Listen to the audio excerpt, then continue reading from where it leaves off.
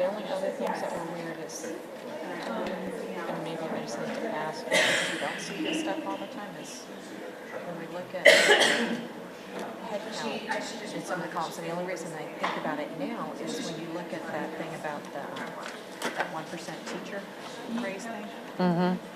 It says head count, and then it says full-time equivalent, which are two different numbers. And so it made me start to think of some of the other columns, like in your staffing. It's like the amount budgeted has gone down, but the people went up. So it's like, okay, are we counting heads or are we counting full-time equivalent? Because then it would make sense if you're counting heads, but you have more part-time people. You might see a decrease in expenses, but see an increase in people.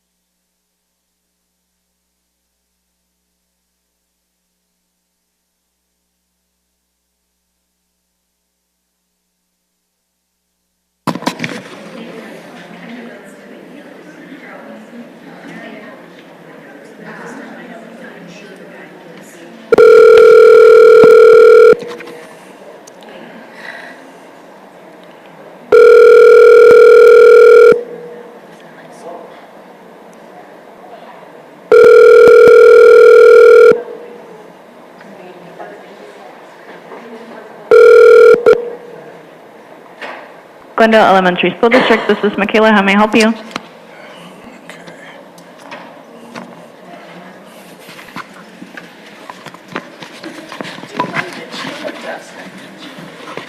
Hey, Michaela, that's me trying to call Brittany's phone. I need that to answer. Does it roll over to you, or do you just get her line? Okay. All right, I'll be right there. Thank you. Hold on.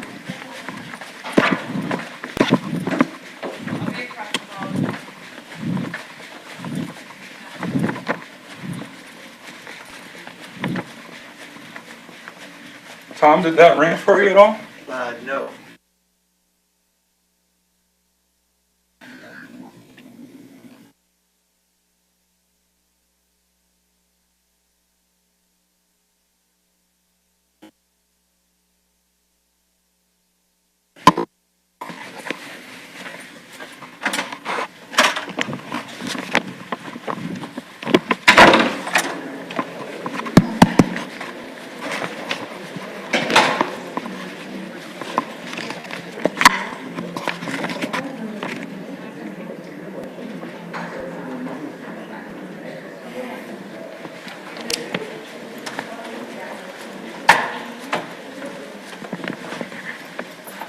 Sorry, your other phone's forwarded up front. You can't unforward it without hanging up on this. You can't? Nope.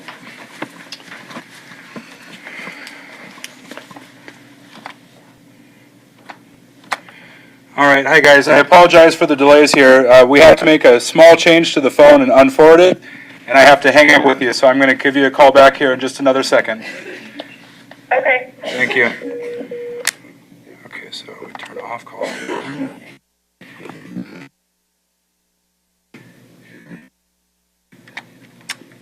So just, you know, that was broadcast out there.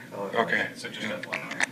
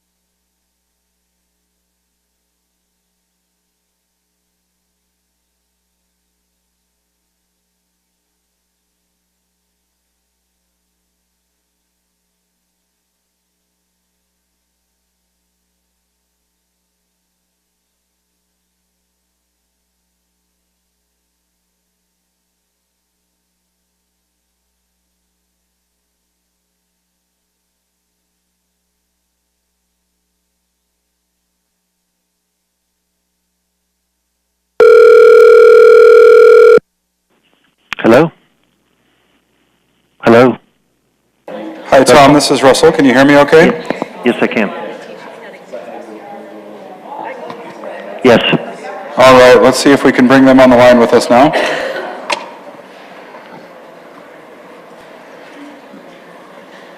Okay, Russell, are you there?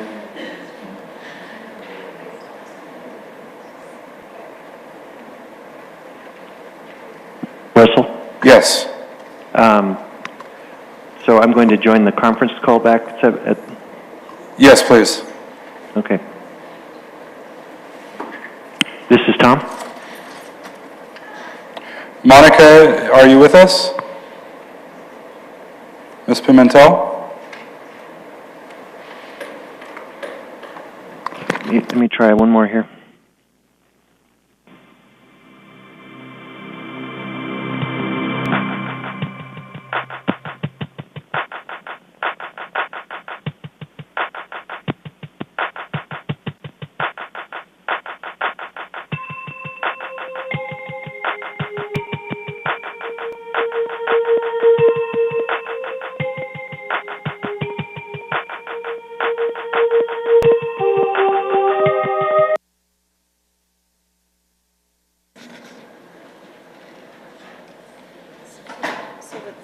Is he on the program doing this?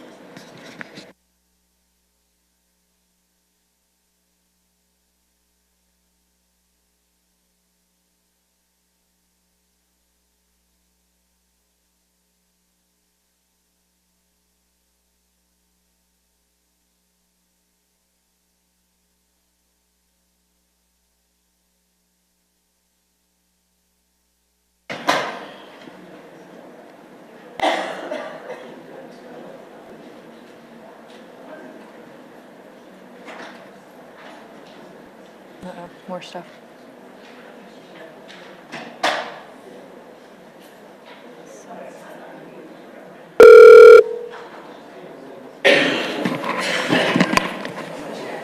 This is Monica. Hello, Monica, this is Russell. You are on live with the boardroom right now. Stand by, we're going to get Okay. Mr. Aldama on the line.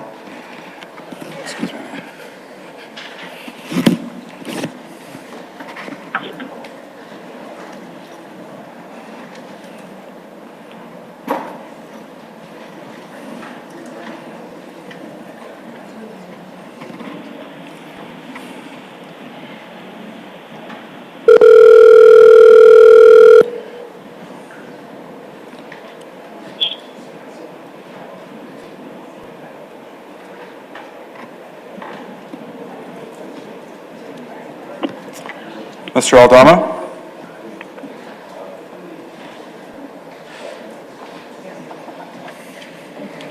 Let's try him again.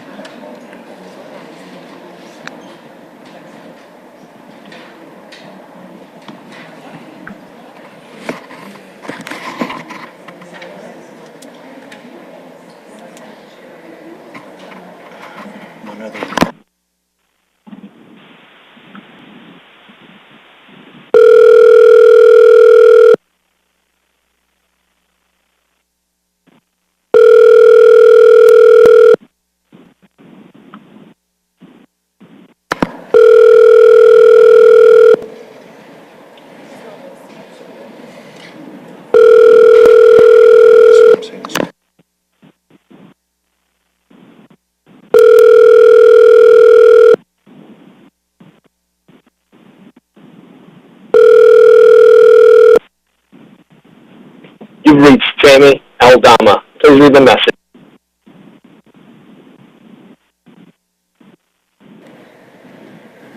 Double check to make sure Ms. Pimentel is on. Ms. Pimentel, are you still on the line with us? I am. All right, thank you. Okay, great. We're going to go ahead then and call this special meeting of the Governing Board to order and let the record show that we have 3 board members present and one is joining us telephonically. So let's start with a moment of silence, please.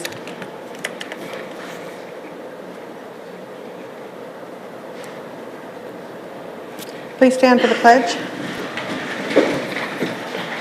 I pledge allegiance to the flag of the United States of America and to the republic for which it stands, one nation, under God, indivisible, with liberty and justice for all. Mr. Quintana, are there any changes to the agenda? Mrs. Wilson, members of the board, good afternoon. No changes at this time. I make a recommendation to adopt the agenda. I'll second. Okay, all those in favor? Aye. Aye. Aye. All right, hearing none opposed, the motion passes. We're gonna, well, let me see, do we need a clerk? Does anyone want to? Mr. Aldama's not present, so. I'll volunteer. Okay, and if it's all right with everybody else, we're gonna go ahead and let Ms. Bartel sit in as acting clerk. We don't have any special recognitions or call to the public at this time, and we really only have 2 items on our consent agenda. Are there any board members that would like either one of those pulled? All right, I'll need a motion to adopt the consent agenda. I'll move to adopt the consent agenda. I'll second. Okay, all those in favor? Aye. Okay, aye, motion passes. Item 6, we have just one report, Proposition 206. Yes, Mrs. Wilson, members of the governing board, at this time, the administration will provide information regarding Proposition 206 legislation and related earned paid sick time and connections to required changes in governing board policies regarding the leave.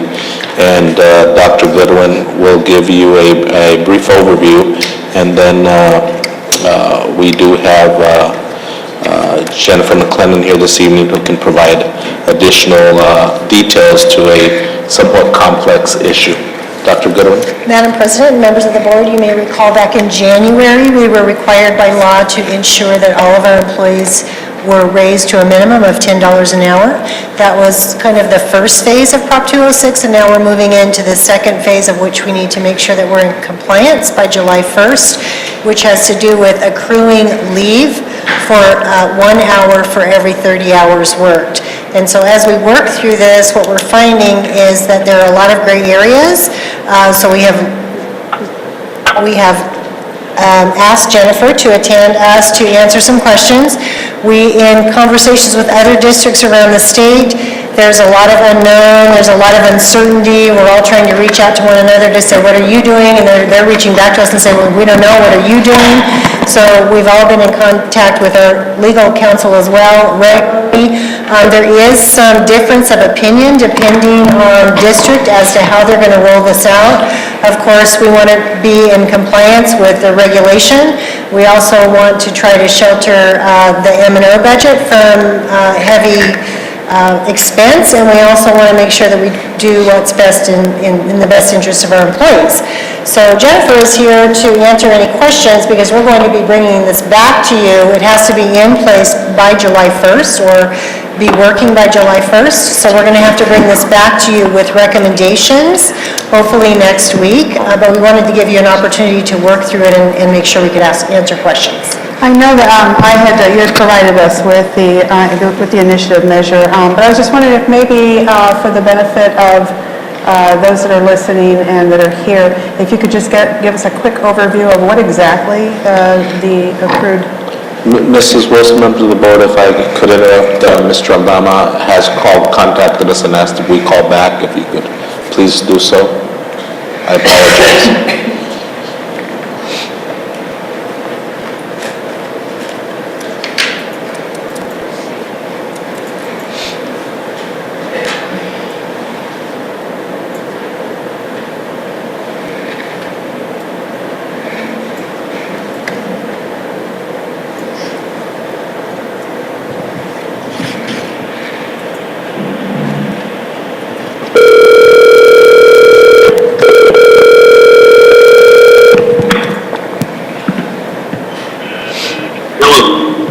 Hello, Mr. Aldama, this is Russell. You are now online with the board meeting.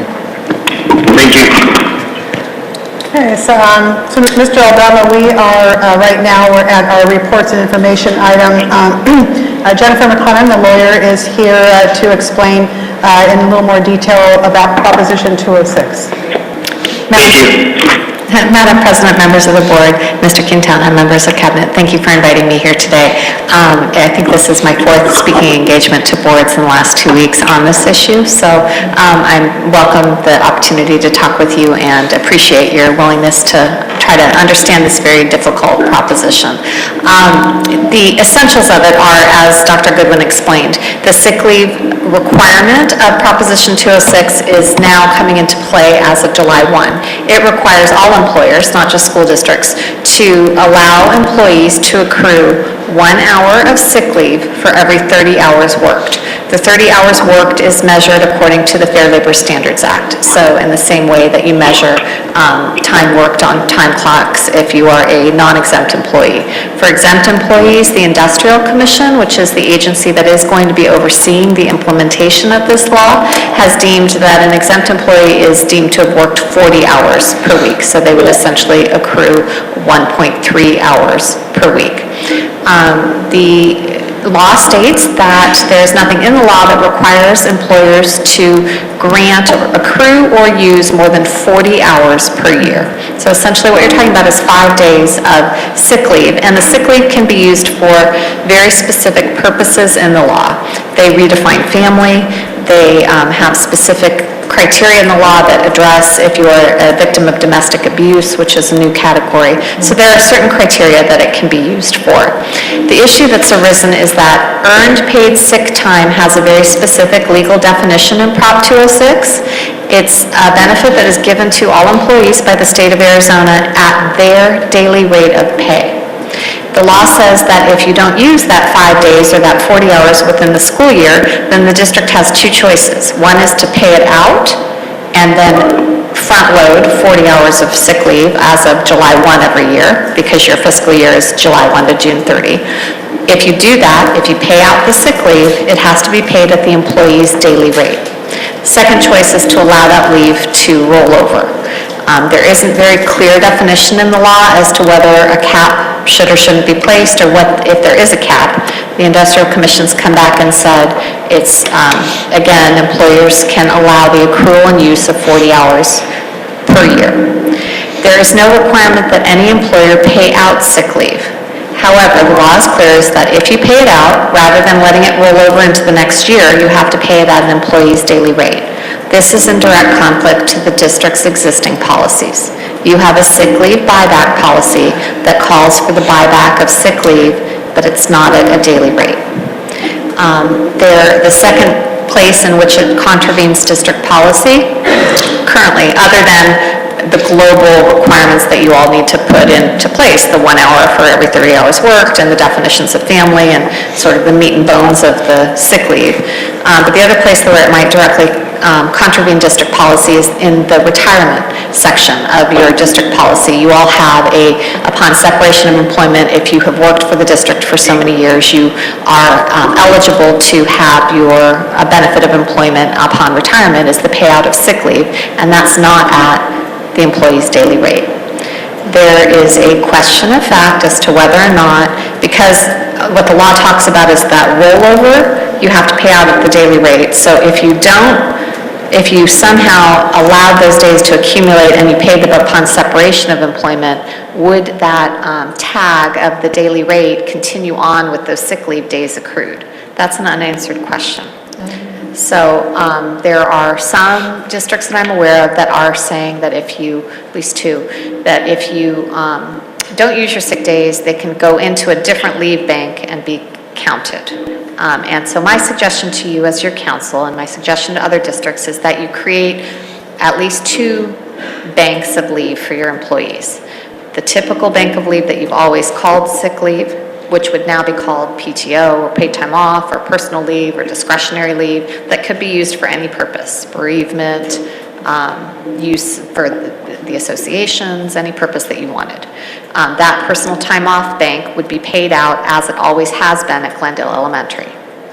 The other bank would be a mandatory earned paid sick time under Proposition 206. They would get the 40 hours per year, and it would not be paid out. And so they would use that time basically or lose it. And my understanding is that the district has a specific number of leave days that it grants to 12-month and 10-month employees. I don't remember what those numbers are, Dr. Goodwin, do you? Depends on if you're 10 or 12 months. Okay.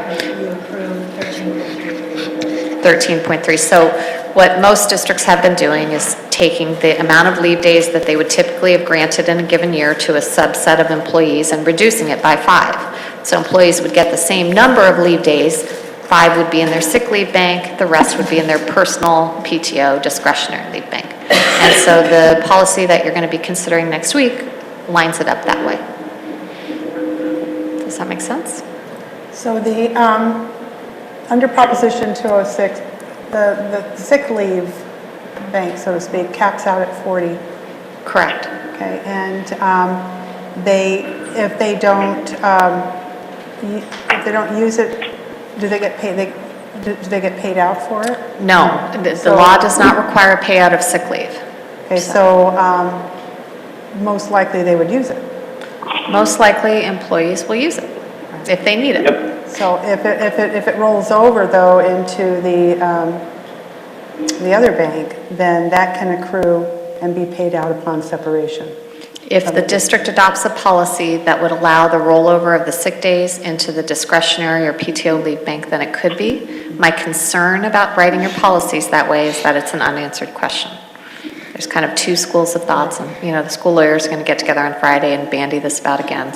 But the two schools of thought. One is that the sick leave says in law it's earned at a certain daily rate. So does it ever lose that classification? If you roll it over, you don't have to pay it out.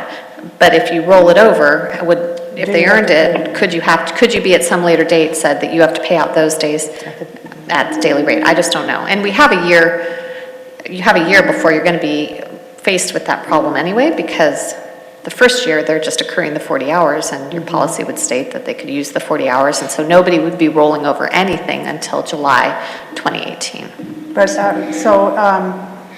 thinking the financial end of it, that would have to be answered. But if it rolls over, they most likely would not use it, therefore keeping the teachers in the classroom or keeping whoever on their job without having to pay for a sub.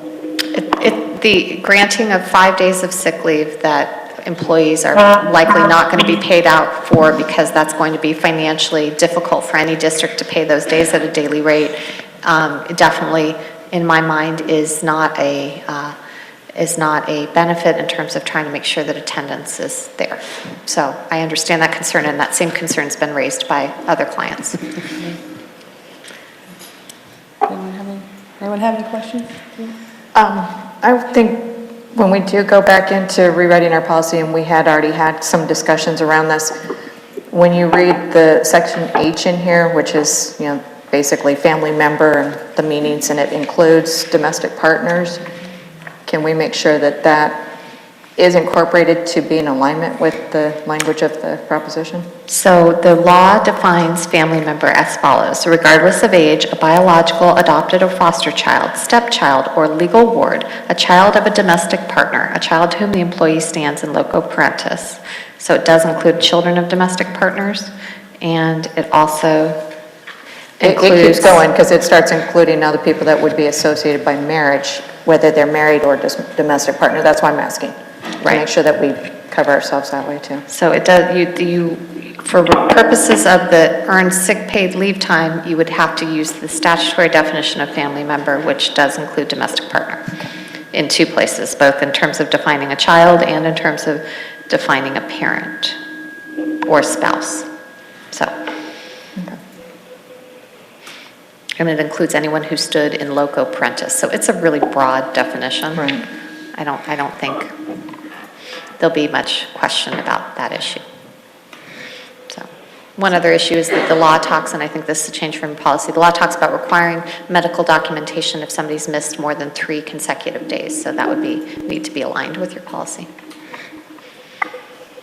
Well, you said the school lawyers are going to get together, and things may change, and I'm guessing there should be an attorney general's opinion at some point on this. That's a very good question, Ms. Smith. No one's raised that issue yet, and it's a little dicey because it's not just a public school district issue. It's an issue for towns, employers, So, for instance, the issue of substitute teachers has been raised. So are you required to make a substitute teacher take a job and then use sick leave, because they are entitled to sick leave as well?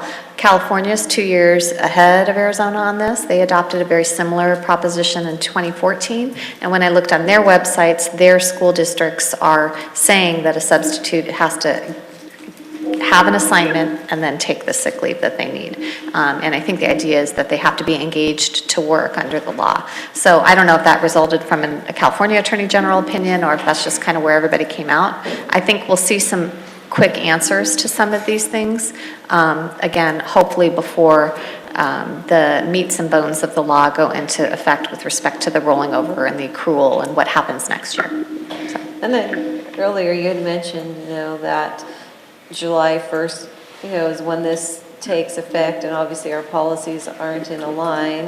And so if we vote on a policy on, say before July 1st to get it in line with the law as we know on July 1st, and then what if happens if we change, before you have to pay out? I mean, is that an issue that's going to be something that could happen in the end if we change, say like we decide, okay, we don't want 2 pots, we just want 1 pot, or we're not going to pay, or we are going to pay, those type of things. So what really is... It's a good question. So there is a theory of case law that says that the benefits of employment that are in place when an employee signs their contract are the ones that are effective for the school year. You're already beyond that point right now.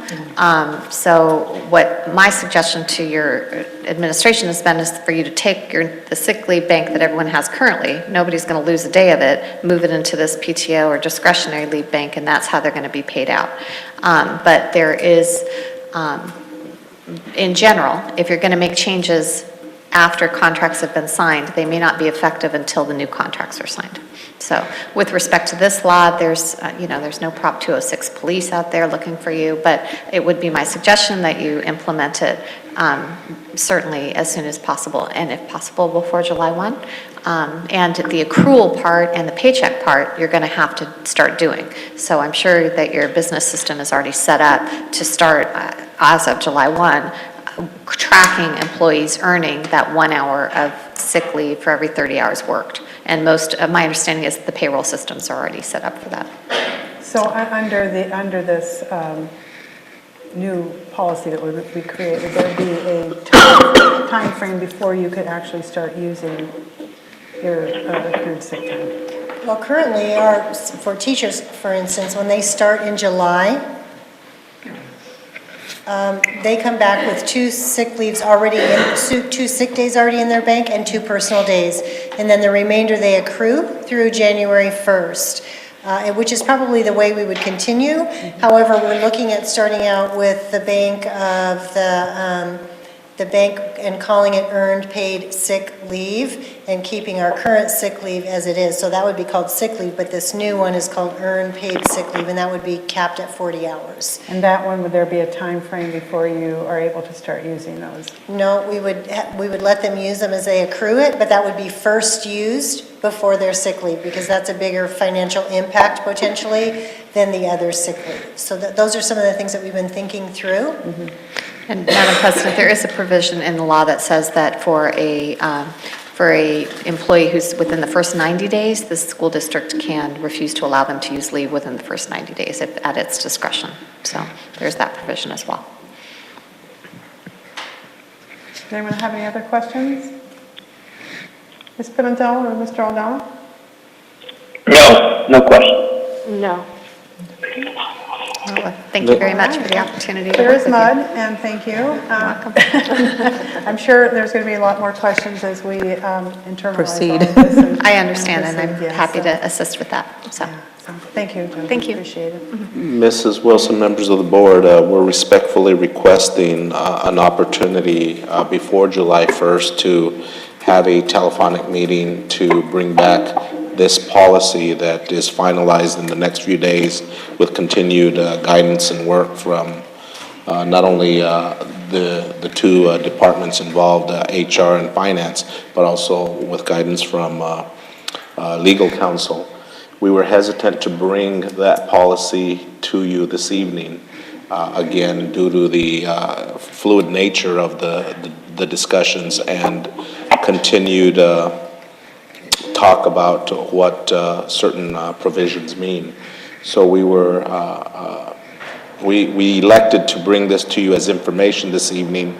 It also provided us an opportunity to have a conversation with members of the Glendale Education Association, and we also encouraged them to watch this evening the live feed so that they gathered the same information that was provided to everyone here and whoever else is watching. Having said that, we're respectfully requesting that we have a telephonic board meeting towards the middle or end of next week to address this item only, and it would require a first and second read to have a policy in place by July 1st as required. And We don't have anything on our agenda for, No, because tomorrow was our second meeting of June. right. Do we have The anything only day for that does not future work for me meetings? is Wednesday afternoon. Are we agendized to discuss?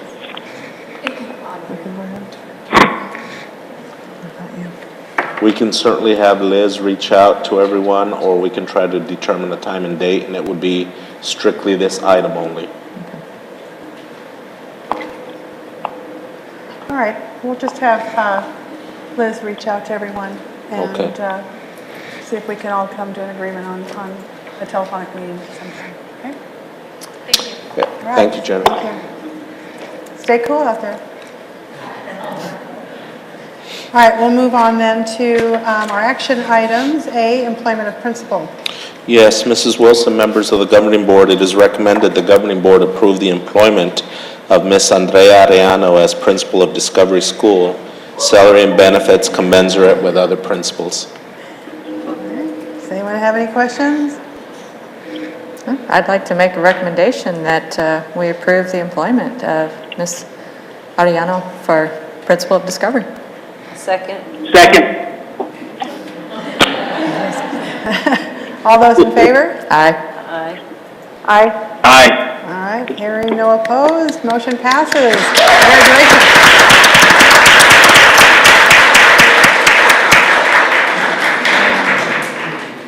All right. And you know you have to come up and give a speech, right? Yeah? Oh, they didn't tell you that part, huh? Well, congratulations, and we look forward to having you at Discovery as the principal this next year. All right, our next one is proposed expenditure budget. Mrs. Wilson, it is, and governing board members, it is recommended the governing board approve the proposed expenditure budget for the fiscal year 2017-18 as presented, and Mr. Barragan will provide details regarding that budget. Madam President, members of the board, it's that time of year, and so statutorily you're required to approve a proposed budget no later than July 5th, and so it's before you. I always like to show the board the budget as it was last year, so to speak, for the last revised. So on the left-hand side, you'll see $72.6 million for our M&O budget. The proposed budget would be $71.5 million. So you can see the significant decrease from one year to the current year, to the next school year, if you will. And so we're going to kind of talk about that throughout this presentation. Is right off the top, you're looking at $1.1 million less as a result of decrease in enrollment. The other piece that I want to point out is the capital budget. In this current school year, we adopted or revised the budget at $7.1 million, and the proposed budget is really $3.8 million. That is a typo, so I just want to point that out, that $380,000 is incorrect. In the budget, it's correct, it's the $3,850,000. What's important to point out is that you're going from this last year to this new school year, and there's a $4 million difference. Part of that is going to be the textbook adoption. You can see the projected carry forward from one year to the next, but also as a result of decreased enrollment. And so you can see the difference. And so this is going to be very, very critical throughout the year because we still have capital needs, whether it's on the technology side, on the building needs. And so we're going to have to monitor this very, very closely throughout the year in hopes that somehow we can actually increase that amount throughout the year. And so Sarah and I will be watching the budgets throughout the entire year. And that budget balance carry forward, just remember that that is a preliminary number based on what we see in our accounting system. So when all the purchase orders get closed out, there may be monies that were encumbered that truly do not become an expense, and therefore monies could be quote-unquote recouped. So I would just say that let's look for this number to hopefully increase depending on where our expenses are. And usually we really don't know that until September after the encumbrance period.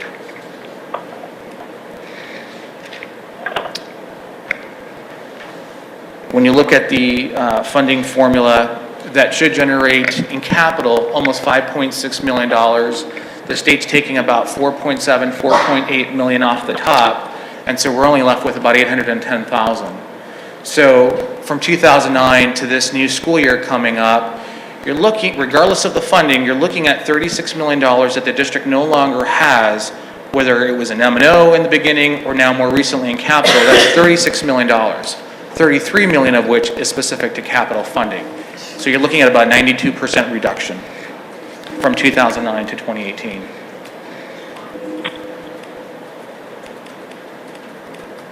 What I also want to point out that this is fiscal year 18 will be the first year, at least for Glendale, that current year funding is in full effect. There are no legislative financial safety nets, and so watching that enrollment is going to be very, very critical. If there's a decrease in enrollment, we have to act in real time to make sure that budget is balanced. Under the previous practice, there was prior year funding. We don't have that luxury anymore. And so what I wanted to do is provide you with our ADM, our 100th day ADM, and you can see that for this last year, we're looking at 12,400, and you can see every prior year to that, what those numbers have been. And in short, our enrollment has significantly decreased. We're at 12,408. So we wanted to give you a visual of what that has meant. So I think this does a really good, provides you a very good visual that from 2016 and 2017, there's a significant decrease. Part of the question becomes, well, why the decrease? And so we spent some time looking at this, and I want to provide you with what we found to be interesting. This projected enrollment is defined as the projected enrollment in a demographic study that was conducted previously. It's a little bit different than the number that we've used internally, but I wanted to point this out. When I use the demographic studies projected enrollment, in 2016, our enrollment theoretically should have been that 12,217. In reality, it was 12,864 for 2016. So we were short 353 kids. Ironically, we had a charter school open up in 2016, and their enrollment went up based on their 100th day, and this is we rounded. Ironically, it was 353 more students. In 2017, so this current school year, the projected enrollment per the demographic study should have been 13,056.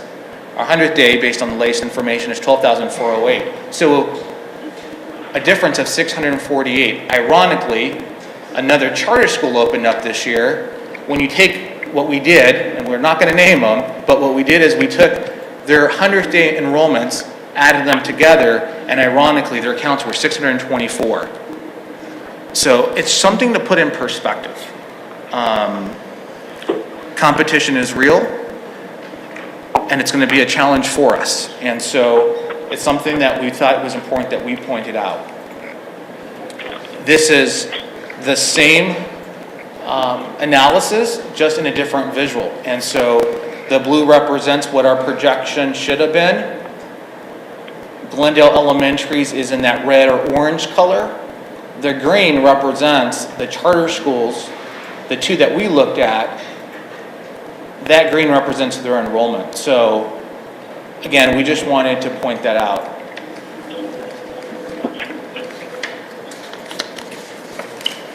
When we come before the board at the next budget presentation, it's going to be a little bit different. You guys are used to just making a motion and approving the budget. But in addition to that, there will have to be an action item, and it can be combined, that the board take action on the 1.06% pay increase to teachers, which is what was approved by the legislature this last session. And so the law does require that it's a specific action as it relates to that increase. So you're going to see a little bit different, but we're going to combine those, and theoretically it requires two actions.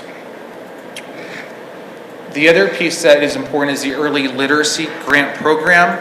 When Meeting Confer did its presentation, I believe back in either April or May, part of the 2% increase and increasing the base salary from $36,000 to $36,500 was going to be accomplished by using the early literacy grant program, assuming that those monies could be used for those purposes.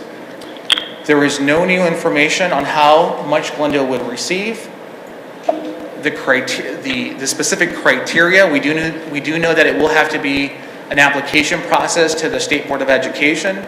The State Board of Education is having a board meeting on Monday, which I believe is the 26th, to provide some structure and direction on the early literacy grant program. So as soon as staff has a better understanding or as more information becomes available, we will keep you guys informed of that, and as well as our employees. The Truth in Taxation Notice, which is something that I know that you're all familiar with, will be published in the Glendale Star on the June 29th edition. That amount is calculated at $43.57 compared to the previous year of $46.02. And just remember that this is the notice that, in my opinion, is very misleading to the taxpayers because it shows an increase when in reality, in our situation, it's going to be about a $2.50 decrease roughly. So again, please be on the look for that on the Glendale Star's June 29th edition. And with that, I'm happy to answer any questions the board may have.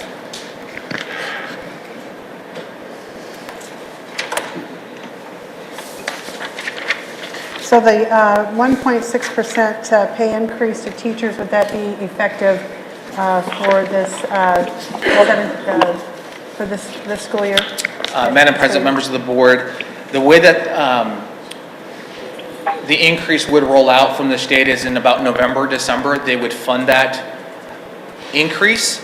And so the plan would be that in about December or shortly after those monies are received, the district would pay those monies out to the eligible teachers. And remember, only Arizona teachers that worked in a district or charter school are eligible for that. No out-of-state, no other private institutions are eligible for that.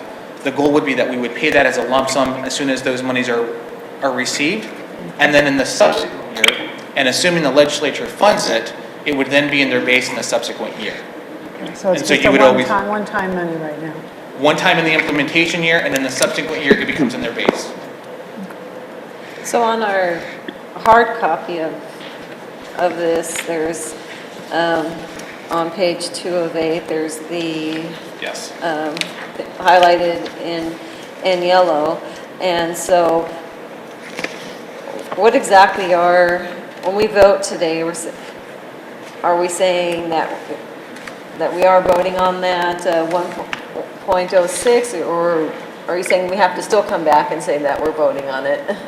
Madam President, members of the board, there is no action at this time as it relates to that increase. That action would be during the adoption budget hearing, which is the next normal scheduled meeting, which I believe is July 13th, I want to say.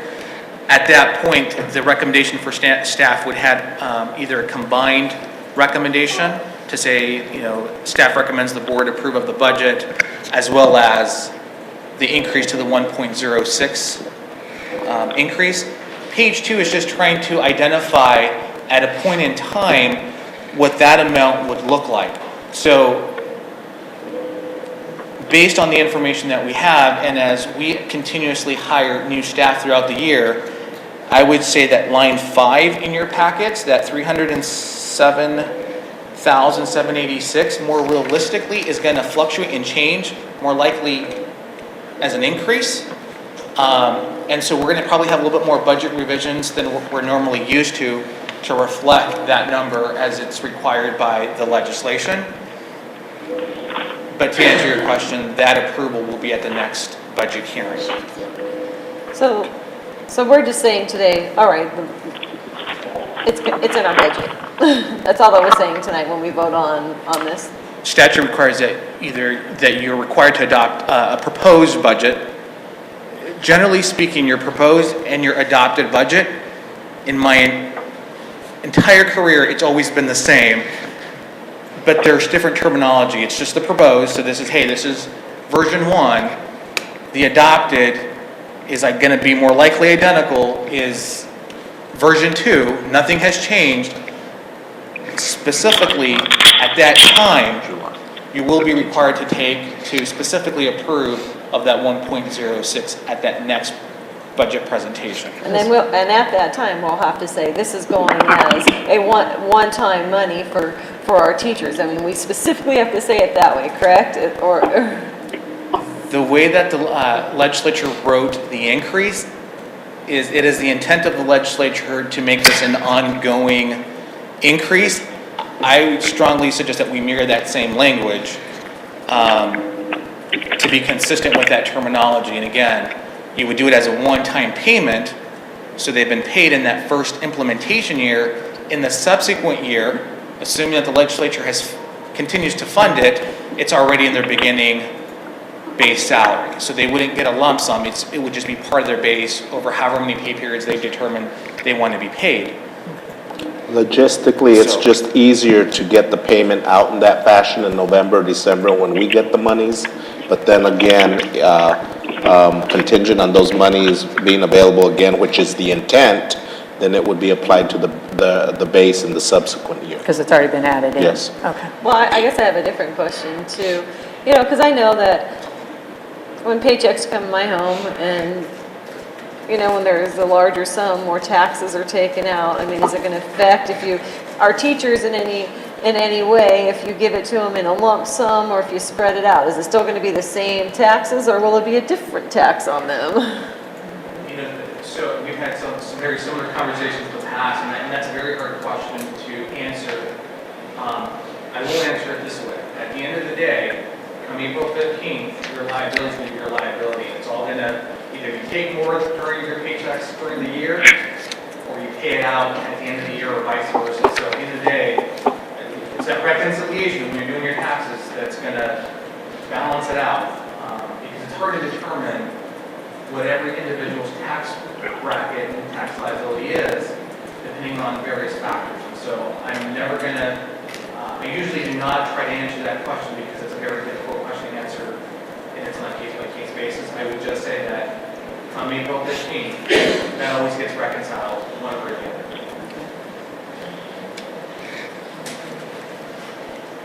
All right, I got a question for you. And I think part of it was this whole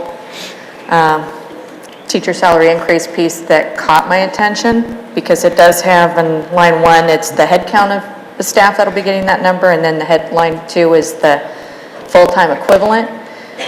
Because there are other places on page, say, 1 of 8, where prior year FTEs is one number, but budgeted year, we saw some increases, but the dollar amount changed, in some cases down, even though the FTEs actually rose in some of those areas.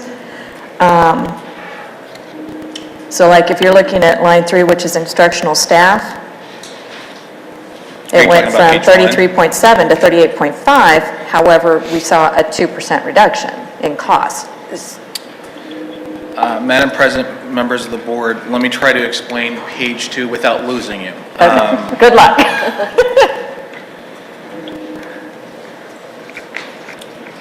The way that the calculation for the 1.06 is going to work is very specific to how an individual is coded. I'm going to try to give you 2 different examples in hopes that I articulate this correctly, accurately, without confusion. You have a teacher who's traditionally in the classroom. To keep it simple, she's a function 1,000. Just for simplicity, just say her salary's $36,000. The formula would say you take your $36,000, multiply that by the 1.06, that increase is their new monies. Right. I might be a classroom teacher only 30% of my time and do something else, the administration. So this calculation would only take 30% of my salary as it is reflected in the classroom. In other words, it's not taking my entire salary, it would only be taking a portion of my salary that's specific to direct instruction to students. So I may make $36,000, but say 30% of that is only in the classroom, I would only get the increase based on that 30% that I'm in the classroom, not on my full amount. So you're gonna see page 2, that number will be completely different than any of the other categories because the calculation and the information going into that is completely different than any of the other sections as well.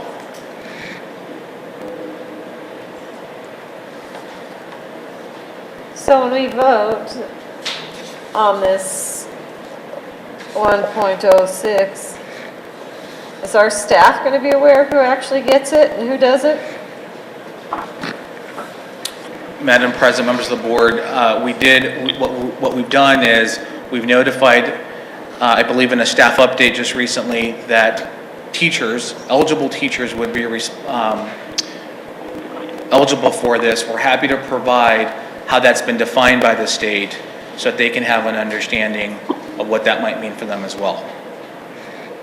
But are they aware, though, that if they're like, let's say they're in the classroom 50% of the time and not in the classroom 50% of the time, that their amount's going to look different than somebody that is in the classroom 100%? I'm not sure how well known that is. Okay. Considering the timing also of when that webinar occurred.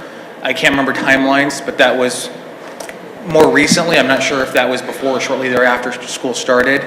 But it's also giving us time to make sure that we understood it, and now that we have a good understanding, we're happy to provide that additional information so that there's more clarity to this very convoluted 1.06. I would echo that. We can and should do more to get the word out. Because I just don't want to see animosity Right. with staff.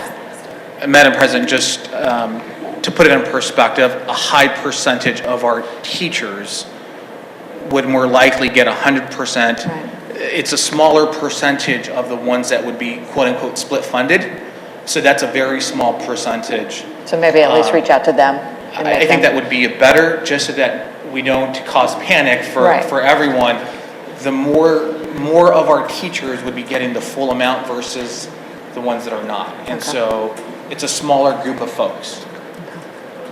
I guess my other question would be, because I know that since you've started here, that you've changed a lot of the coding, trying to get things. So are we up to date on our coding so that it is correct at this time? And so that the people that should be getting, the monies that are in this proposed budget, are in the right spot? Yeah, Madam President, members of the board, you're absolutely right. We did twofold. One, we implemented some new accounting changes, but also we were required by the Auditor General's Office to do so in our case. Do I feel better on how we've accounted for that? Absolutely. Is it 100%? I would always say it's always work in progress. It's also having an understanding of that individual's role and responsibilities throughout the day. Is it more accurate than it was in the past? Yes, but also remember that the Auditor General changed coding on their own, so it was threefold. One, we just had to make changes. Two, the Auditor General said specifically for Glendale, we believe that's been miscoded. And then the last one was last year, 2 years ago, where they just made changes to the account codes for very specific positions, and we have made those changes. So I would always say it's an ongoing process, but we believe they're they're more current than ever before. And, okay, so now you're saying if it's more current than it's ever been before. So Ms. Bartels, was on page 1 of 8, and then she had asked, questions about, that, in instruction, from the prior year, it was whatever, 596.72, and then it's just about the same number. But then as you went down, like line 2 through 14, most of them actually went up, but when you go all the way to the far right, it's showing, the decreases. So I'm sorry you didn't have advanced warning on these questions, but why is it decreases even though it was increased in our budget? Madam President, members of the board, so let me remind that page 1 is very specific to a number of FTEs based on their funding source. So page 1 itself is only specific to positions in M&O. Page 2 is specific, is all-inclusive, regardless of funding. This is what that number looks like. So you're not comparing apples to apples. And so the answer to your question is trying to look at page 1 and compare that to page 2. They're completely two different analyses because page 1 is specific to M&O positions. Page 2 is specific to any position regardless of the funding. What? Page 1. Yeah, but page 1 and page 2 look nothing alike, so I'm confused on that now. It doesn't make sense to me either, because it's just showing, that a prior year number is 43.44, but then the budget was 43.94, which is an increase, but then you go all the way down to, it says increase or decrease, it says 0%. And so, and in line 3 is the same thing. It says 33.7 and it's up to 38.5, but then it's all the way down at the end and it's a 2% decrease. I don't understand the numbers. I mean, is it just because of what was actually budgeted went down, or from the prior year? So if you're looking at page 1 of 8. Right. Okay, a really good, big difference here. Go down to where it says 200 and 300 special education, line 15. Prior year was 154. Right. Budgeted year is 170.25, correct? Right. But when you go over there to that far right, where it's showing the percent Decrease. increase or decrease, we're seeing a 0.2% decrease, which, Well, it's a 0.2 decrease. yeah, but you still have almost 20 more people. I think that's where we're wondering what changed so dramatically. We have more people hired, you would think that cost would go up? So you're taking the percentage. Hey, Mike, Yes. Sarah's ready.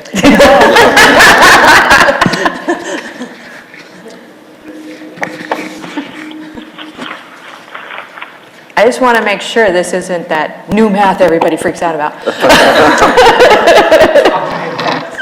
No. Yeah, alternative facts, yeah. And good evening. No, the reason for a lot of that is not all of those are necessarily teachers, and we added a lot of EA positions over the course of the year because we could not fill teacher positions.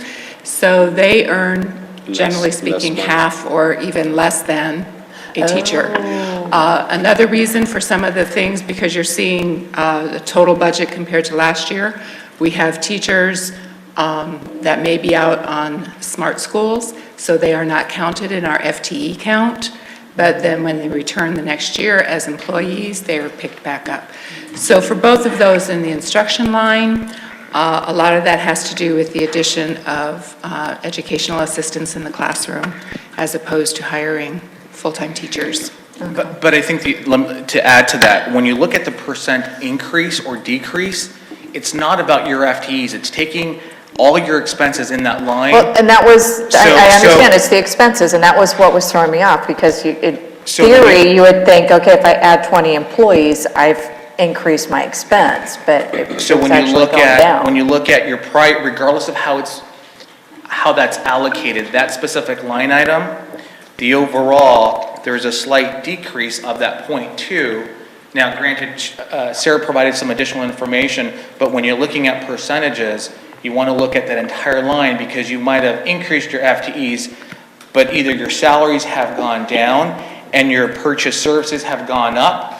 And so look at that entire row or line to see Where's the jump? potentially where that fluctuation or change is, regardless of what that FTE reflects. Okay. So again, look at entire expenses to last year on the budget to projected expenses in the new year, and the percentage is reflective of the expenses, not on your FTEs. Well, I think Sarah's explanation was actually very good, and this past year was one of the biggest hits as far as teacher shortages statewide. So I think it was more obvious in this budget form this year, so I would not have noticed this before because it wasn't a regularity before. So.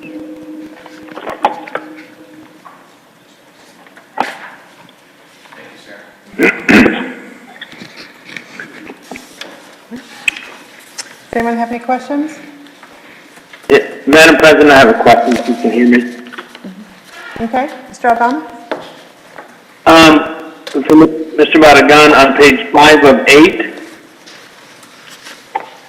the adjacent ways funding is showing that there's a tax levy for 2018. Can you explain that? Madam President, members of the board, this is something that the district has, you heard me refer to earlier, the Truth in Taxation that's going to be published on the June 29th Glendale Star edition. The adjacent ways is specific to expenses related, for example, to fire lanes.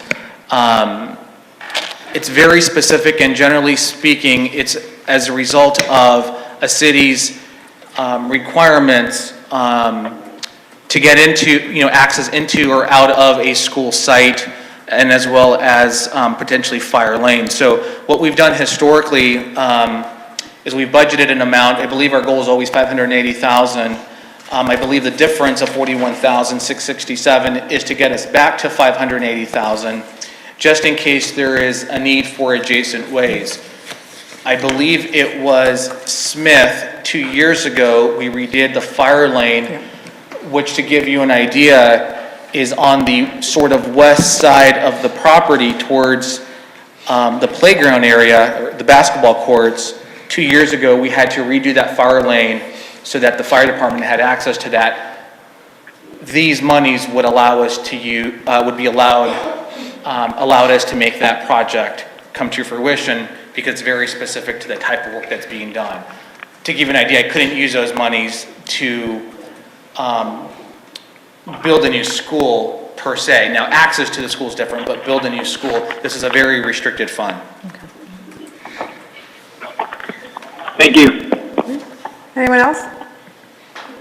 I think enrollment is definitely critical to our budget here. And I think we need to start, if we haven't already, start exploring ways that we might be able to retain and attract more students. Maybe taking a look at some of these charter schools, what are they offering? What are they, how can we compete with them? So I know our budget is tight, but pushing it can bring in more students that way. And besides that, if we offer more enriching things that these charter schools are offering, it can only raise student achievement as well, that our students that we have will benefit. That's probably going to be something that we're just, going to have to look at. Madam President, I agree with that completely. Mrs. Wilson, I was going to add that we have had discussions regarding that exact concern and issue, and in the near future, we can report back some of the initial plans that we have in that area as far as addressing and attracting more students, and then starting out with a survey to gather information from our community members, our employees, and others as to what they see as strengths and concerns with the district, and utilizing that initial information to possibly utilize a public relations firm to assist us in doing some of that work. I know some districts are, offering, coding and, as well as the, the language classes and, things of that sort, so, Thank you. good. It will be interested in seeing that. Okay, so do we need a motion to adopt the proposed Yes. budget? We do. Yes. Okay, then I will make a motion to adopt the proposed fiscal year 2017-18 expenditure budget. A second. Okay, and Ms. Smith, how do you vote? Aye. Ms. Bartels? Aye. Ms. Pimentel? Aye. Mr. Aldama? Aye. And the chair votes aye, so the motion passes. We are now at item 7C, phased retirement plan. Mrs. Wilson, members of the board, it is recommended the governing board approve the phased retirement plan as presented. Just a few minutes ago, Mrs. Bartels mentioned the teacher shortage that we are experiencing and that started to become more significant last year. And so we have had conversations, discussions, and we have received input from various employees and other stakeholders. And we feel the need to make some adjustments to our phased retirement plan to allow our individuals who are coming off of that phased retirement plan and choose to continue working for our district or another district to come back at a higher income than was previously offered to those employees.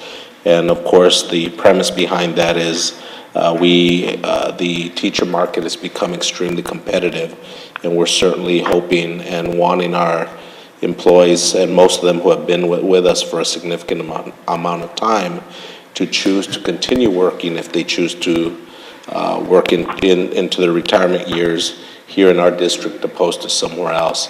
So I will allow Dr. Goodwin to share more specifics regarding this plan and some of the changes that we're proposing. Madam President, members of the board, many of our employees who go out on phased retirement can leave us after their year of phased retirement and go to another district and make more money. And we hate to lose that experience and history from our district so that they can go make more money elsewhere. We want to make sure that we can try to maintain them here. So the recommendation is that once they return to the district after their 1 year out on phased retirement, that they're brought back either as a first-year employee, which is what would happen if they left our district and go to another district, or they be brought back at the salary amount that they left at, whichever is more, but never greater than what they went their last highest salary amount. Any questions? Actually, I have a question.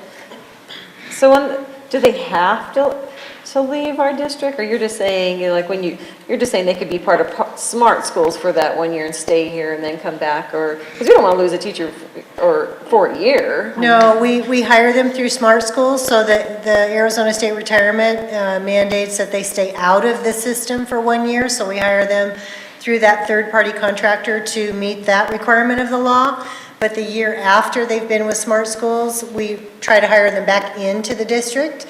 And we want them to stay with us because they're highly effective folks and they have a lot of history and experience in the district. However, what we're finding is that under the current guidelines of our phased retirement, we keep them at that 80%. They can leave us and go to another district and make more money versus staying with us at the 80%. Not always, but sometimes. And so what we're trying to do to entice them to stay here is to make sure that they're being compensated accordingly. But even if they wanted to leave, I mean, is there a way for them to come back and say, I can just get paid more going somewhere else. What can you do to help me? That's, even if their base salary, was at a certain point, but they said, okay, I'm going to walk over to so-and-so district, but they're going to pay me more. How can we keep them if we really want them? I mean, just by writing it the way it is, it doesn't seem like we're doing us a service here either. No, it does. We've gone back and we figured out everyone who has gone out on phased retirement and what they were brought back at. If we follow this guideline, they will have an increase to their salary. So that's the enticement for them to stay with GESD.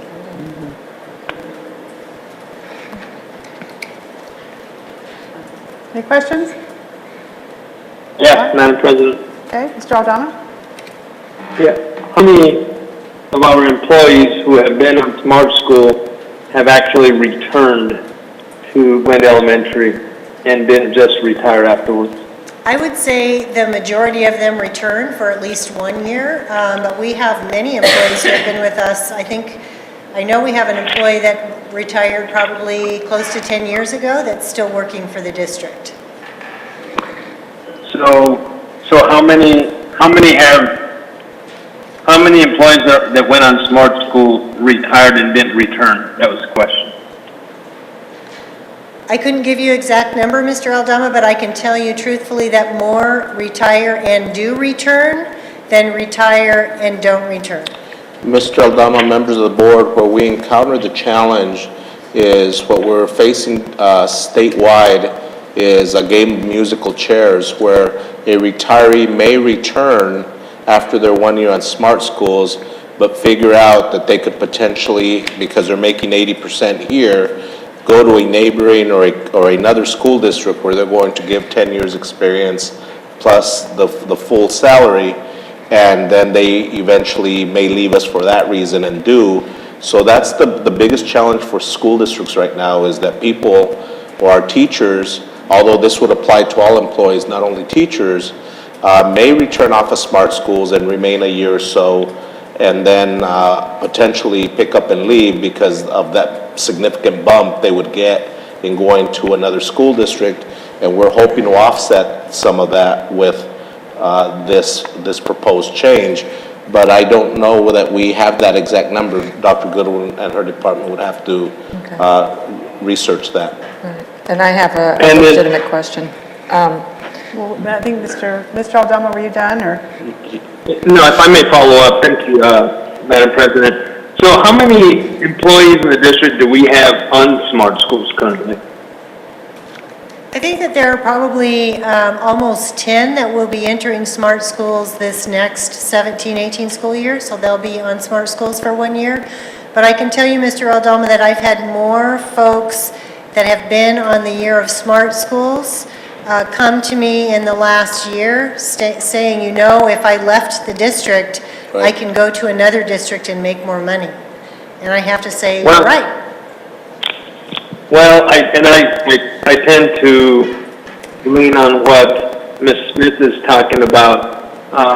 They're not necessarily going to stay here. A lot of folks want that 1 year separation and then they can leave anywhere they like. So I really support what Ms. Smith was saying. But by changing this policy, we're only, at this point, only supporting 10 employees because we can never That was going we to can never determine how many people are going to go on to Smart Schools.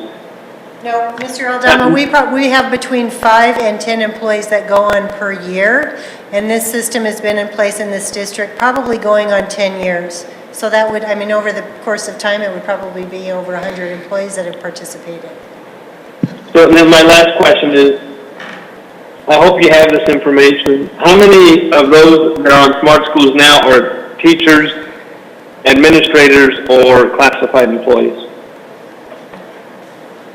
I can get that information for you. I don't have it in front of me.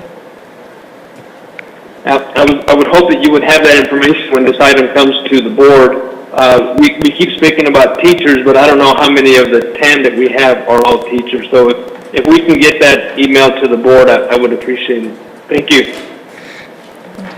Ms. Bartels? My question would be, are we going to make this retroactive to any, that's the big one, you know, I don't want it to be you just got lucky and it's here. Are we going to go ahead and, at least from this point on, anybody that was a Smart Schools employee, came back and is still with us, are we going to bump their salary up to, to match this? Yes. Okay, thank you.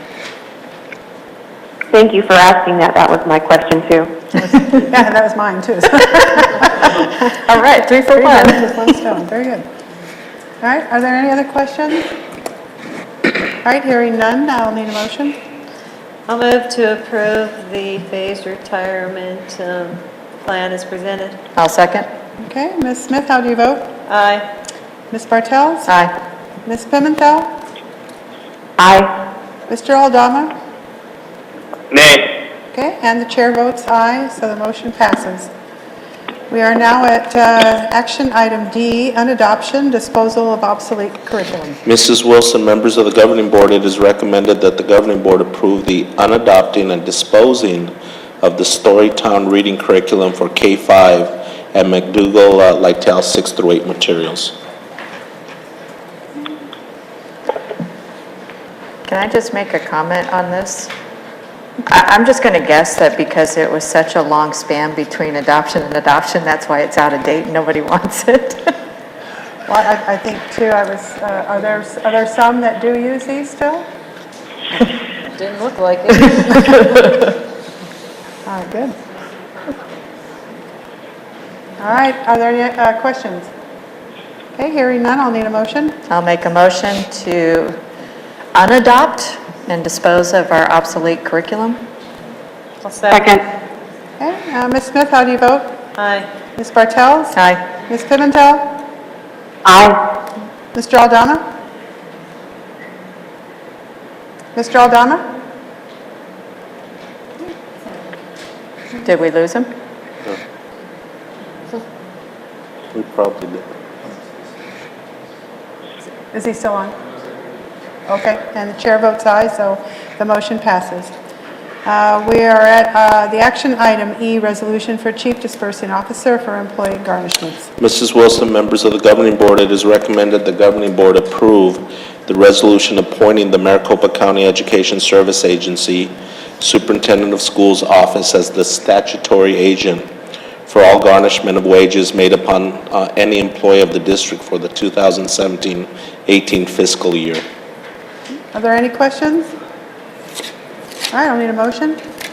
I'll move to approve the resolution for chief dispersing officer for employee garnishments. I'll second. Okay, Ms. Smith, how do you vote? Aye.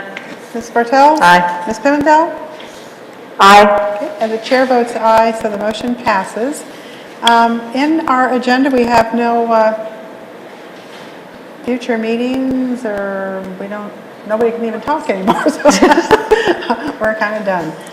Unless, Mrs. Wilson, having said that, I did plan to make a couple of comments and just noticed the same myself. So we'll send a brief update tomorrow with a couple of items that are timely that we wanted to share this evening. Okay, I can't do this? Okay. all right, so I will need a motion to adjourn. I'll move to adjourn. I'll second. All those in favor? Aye. Okay, motion passes.